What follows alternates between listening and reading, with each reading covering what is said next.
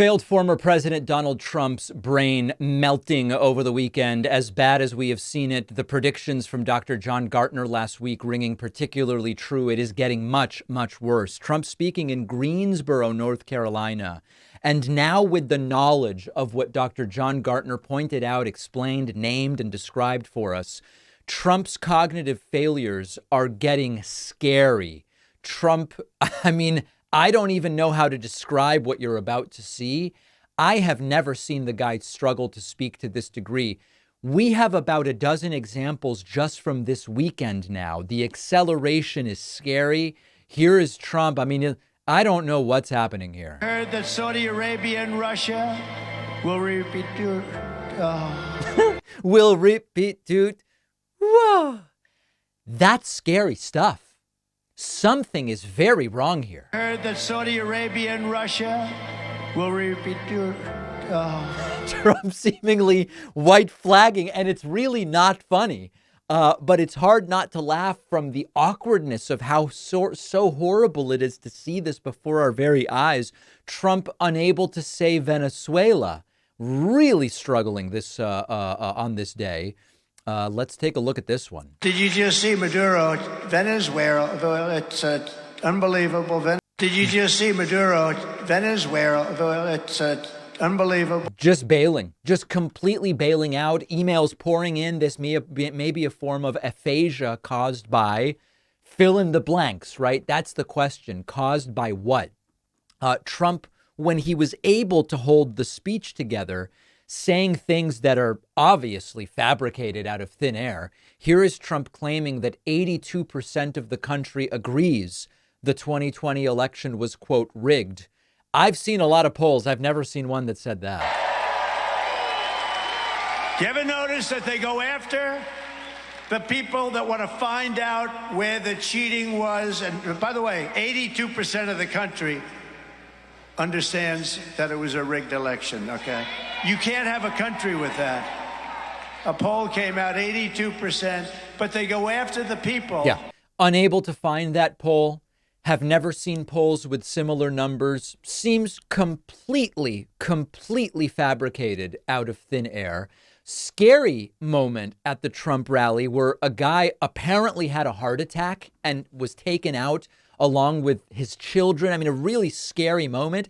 That seemed to further disorient Trump. And then when the QAnon music came on, for large stretches of that portion of the speech, Trump just soaking wet, shaking his head and looking around and muttering to himself while the music plays.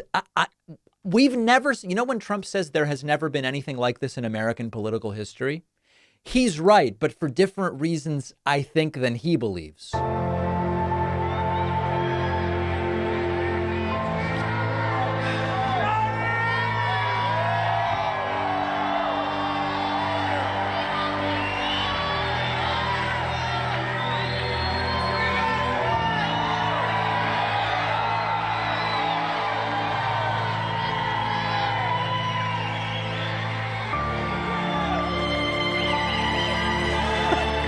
This is a, quote, speech. Trump looking around confused, soaking wet while the QAnon plays.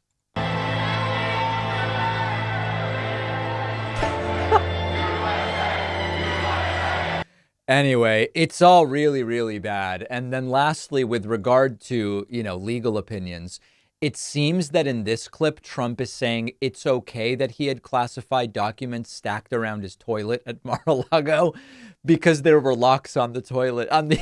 There were locks on the bathroom door. Maybe the toilet was locked too, so Trump wouldn't flush a lot. But there were apparently locks on the bathroom door. So then it's fine to have his documents there. Oh, I'm sorry, not his documents. The documents he stole. Whereas mine were at the Great Mar-a-Lago. I had Secret Service all over the place. I had a locked door. They asked me, could I put another lock? We showed them. I said, here's where they're stored. Take a look. They looked. They said, could you put an extra? We had a good lock there. We had Secret Service. They said, could you put an extra lock in? Right. And I said, sure, put an extra lock. They wrote me a letter. Thank you very much. Put an extra lock. And then they raided Mar-a-Lago after that. These are bad people. So I don't know. Listen, since we know the documents were in the bathroom stacked around his toilet, I guess he's saying he double locked the bathroom, which I think maybe that's Trump's preference anyway, to really make sure that those bathrooms are secure. A wild Greensboro, North Carolina rally, and the deterioration is happening rapidly. Later in the show, we'll look at one more speech Trump gave in Virginia, and he messed up Obama and Biden again. And the crowd went silent because you can tell Trump's not kidding. He loves to say it's a joke when I mess it up. It's obvious he's not kidding. And that's for later in the show. The Greensboro event, cognitively terrifying.